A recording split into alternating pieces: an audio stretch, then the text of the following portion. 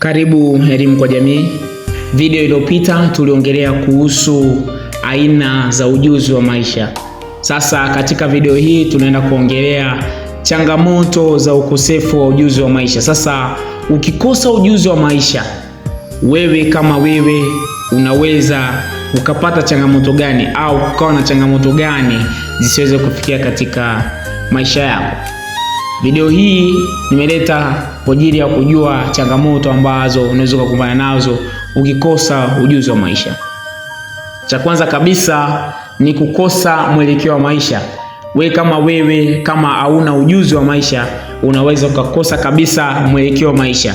Aidha kwa kujua unaenda wapi au unatoka wapi, kwa sababu utakuwa unafanya vitu imradi umefanya. Utakuwa unafanya kwa sababu hakuna mipango, hauna ujuzi wote, au hujajikita katika engo fulani ambao unaifanyia shughuli hiyo. Kwa unaweza ukapotea kabisa, kupoteza mwelekeo wa maisha. Changamoto nyingine ni mahusiano mabaya na wengine, kwa sababu watu wataona huna thamani, wewe ni mzigo. Kwa hata watu hawatakupa fursa, watu hawatakuthamini, watu wanajua kabisa huyu hawezi, ana chochote, hana cha kutufaidisha, kwa sababu utaonekana ni kama mzigo. Kwa hata mahusiano mabaya na watu wengine utakuwa nayo, kwa sababu watakuwa wanakuchukulia kama negative way au kuchukulia kama positive way, kwa sababu hauna ujuzi ambao wanaweza kuutumia katika mambo fulani au kujinuka au kufanya kitu fulani au kama taasisi au shughuli fulani au, kwa sababu hauna kitu ambacho unacho cha kuambia.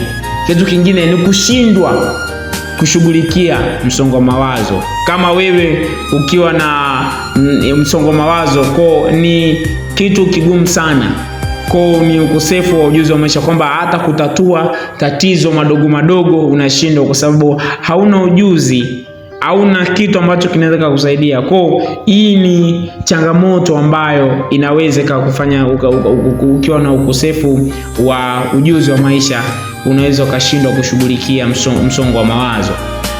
Kitu kingine au changamoto nyingine ambayo unaweza kukumbana nayo au ukiwa ni ukosefu wa ujuzi wa maisha, tunasema ni maamuzi mabaya au yanaathiri maisha. Unaweza kuchukua maamuzi ya ovyo kwa sababu hauna uzoefu au ukosefu wa ujuzi wa maisha. Kwa sababu hii channel nimeitengeneza kwa ajili ya kusaidia au kuona au kubrashi watu mbalimbali ambao wanahitaji maarifa, kwamba hata kufanya maamuzi fulani katika engo fulani.